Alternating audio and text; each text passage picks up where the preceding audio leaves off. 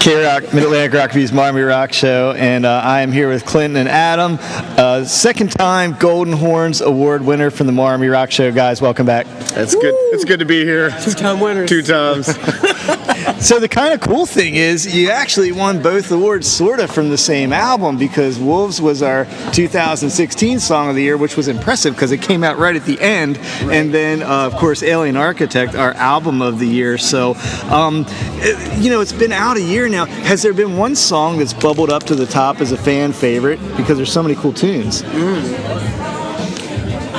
I think a lot of people have from the beginning grabbed onto Trigger Finger, because once they saw it live, they kind of pulled it back, and it's kind of funny that we will be pushing that as a single, I believe, next. Clint's shooting a music video for that right now, and it's turning out really, really, really well, and we're storyboarding it and trying to do it the professional way, because the first one that he shot, we did it all on an iPhone, and it was one of those, we don't have anything else to do, so I'm going to learn how to shoot a music video. But now we've had a history of doing that, haven't you, in the past? I remember. We kind of sling from the hip, that's what we do. But Clint shooting a music video for Trigger Finger. But I feel like people really, really jump on that song. We usually try to throw it at the beginning of our set list, because it seems like a lot of people want to sing with us on that one. So now, it's been a great year for you guys, but has this album taken you guys to another level as a band? Because you've had a bunch of great albums, but the original ones, the EPs, but has it elevated the band's status, I guess you'd say? Or we got Jeff Daniels on the record. No. Harry and Lloyd. We couldn't get Lloyd because we couldn't afford Lloyd. We couldn't afford Lloyd. He's went up drastically. No, man, I would say that it kind of gave us more, some more ammo to fire down, because it debuted at 8 on the Heat Seekers Billboard, which was really cool, and being able to say that was honestly, Adam emailed me and he's like, hey, check this out, and so we had no idea how many units we really sold, and honestly to this date we still don't, because we're not feuding with our record label, and I'm not saying that, but we're having some issues right now with some stuff, and we're trying to figure all that out with how the album actually really did.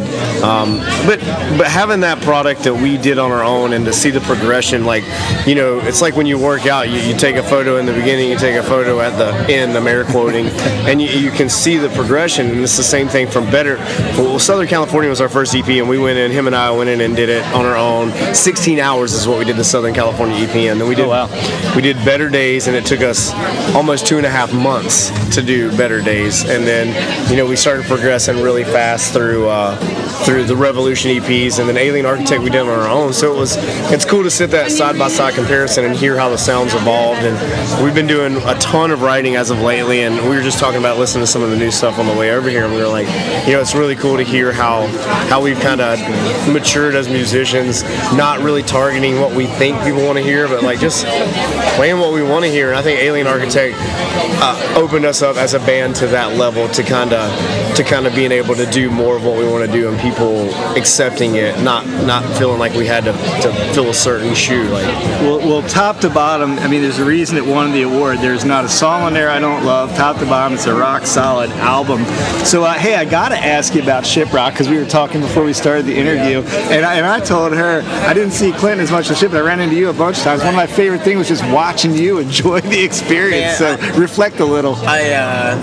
When we got Shiprock, we knew it was a huge opportunity to take a next leap, as a band, because it's not like you're at the very bottom of the flyer on Rock on the Range, where you're this tiny and there's 150 bands there, and you kind of get lost in the wash. Right. It's like 18 or 20 bands, and a couple of them dropped off, so you have even more of a chance to get in front of people. And I remember we walked onto the boat, and something that we didn't expect, they were playing Angels over the PA, and we freaked out. It gets completely marked out for a wrestling term.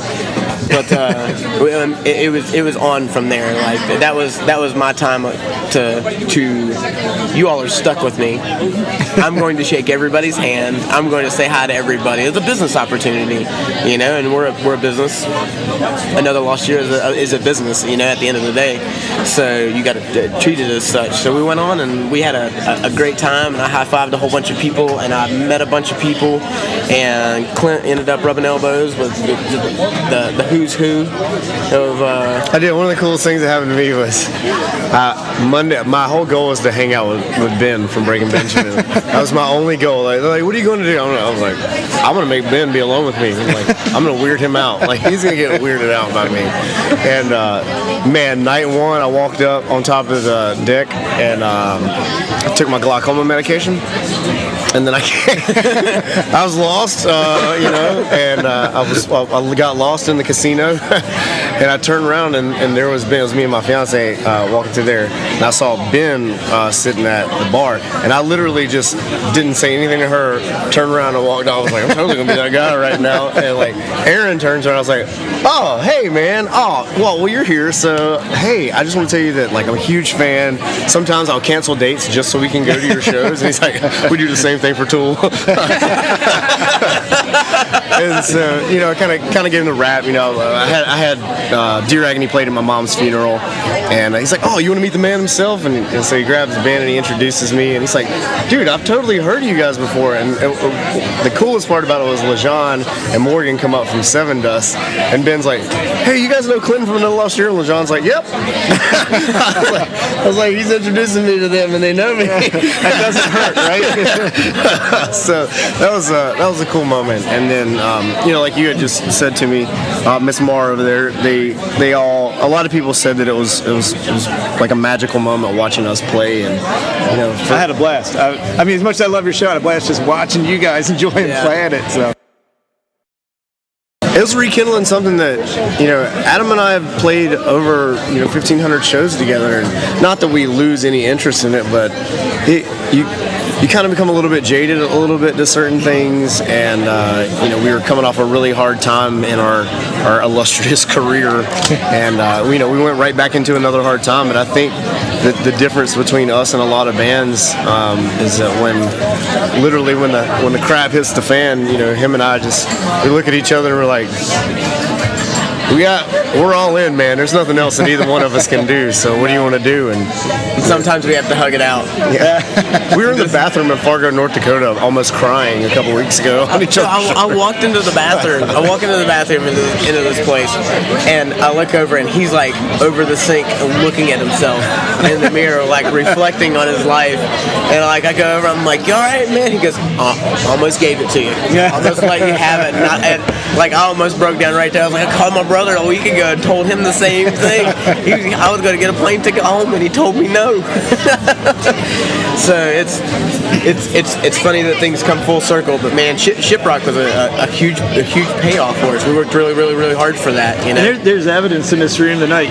We're looking around, and at our very table, there's 4 of us. I see 6 over there, and I see more walk in. Yeah, I think there's about 15 to 18 Shiprockers here. And we're in Waynesboro, Pennsylvania, so nobody lives here. Or Greencastle. Or Greencastle, as some might say.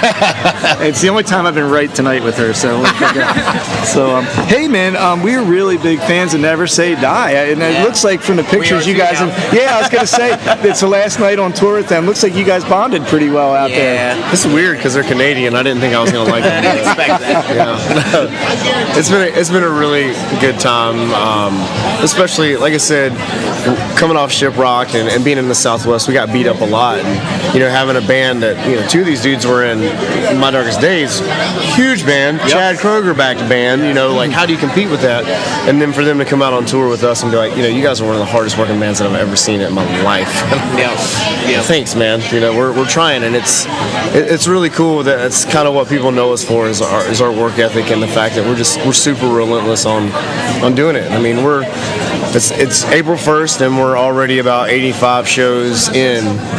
Yeah, and before I let you go, that's something I was going to ask you about. So you've got dates all the way, it looks like, through June. Are you going to get a break? September. We've got them past that. Oh, so that's just what's on the website. Yeah. No. So when are you going to get a break? I mean, are you going to get one? Or is this going to be another one of those years where you're on the road? Tomorrow we'll get a drop home. Yeah, we'll drive home tomorrow. And the thing is like we're going to take a couple of weeks off, and then we're going to go out for 3 weeks with Boba Flex. But I say we're going to take a couple of weeks off, but we're shooting a music video. Easter is Easter, so you're spending a couple of days with your family. Those aren't really days off, even though they're supposed to be days off. We're we're going to be busy the whole time. It's not. There's not a day that we don't have something, that we have to do, have it planned. That sucks. I wanted to go to Cedar Point at some point. Oh, it's great. Or WrestleMania. You've been to Cedar Point, right? Oh yeah. Yeah. We have been to Cedar Point. I don't remember being there, but I was there. No, we were going to try to make WrestleMania this year, but it doesn't look like it's going to happen. Sad day. No, but tomorrow we are going to be in a movie. We're getting IMDb credit. Oh, cool. You can't let us end with that. Tell us more. We don't really know much other than we're extras in a movie tomorrow in Charlotte. Walking Dead? No. And we're actually getting our own IMDb pages, so we're starting our legit acting career tomorrow. We're gonna be like this. That was good. People that are listening have no idea what just. They were basically mimes for about like a minute there. Our acting was good if you picked up on what we were doing. Yeah. Well, hey, one last congratulations. We were proud to give you the Golden Horns Award for a second time tonight. Thank you. And this thing's heavy. It is heavy, and it's got the MARR gummy bands to brand it for you. So we're very proud to give it to you guys. Thank you very much. Two-time rated champions. It's an honor. Thank you for having us on here. Thank you for the second award. So well earned, guys. First one was an honor, and the second one was a surprise. Because we thought you hated us. Yeah, that's why we come to your shows all the time. That's all right. Joke's on you, because we got new music we're gonna drop for the end of the year and take a third one. You never know; it could happen. Guys, thanks for being here. Thank you so much.